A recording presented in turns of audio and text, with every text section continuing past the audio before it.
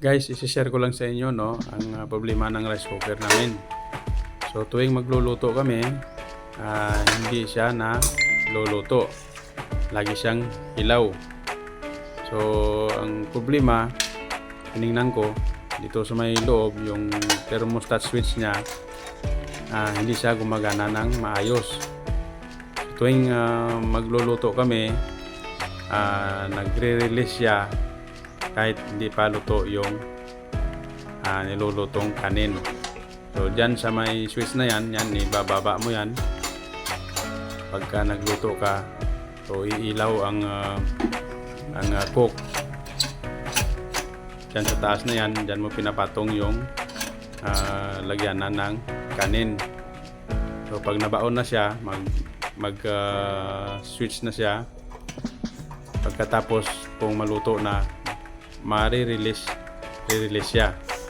Pero ang nangyayari, hindi pa luto, nagre-release na siya. So ibig sabihin may problema yung thermostat niya.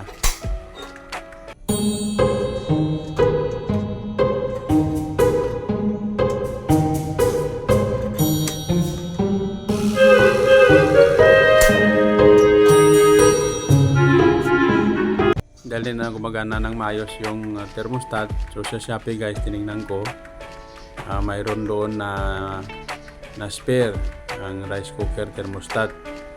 Mura lang siya guys, 65 pesos yung isa. So nag-order ako para na ipalit ko dyan dahil hindi naman gumagana ng maayos ang aking thermostat. So abangan natin pag dumating na yung order ko, ikakabit natin at susubukan uli. Ito maganda siya.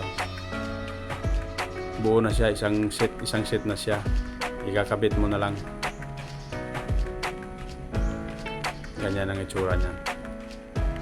Thanks for watching guys. Sana makatulong ang video kong ito.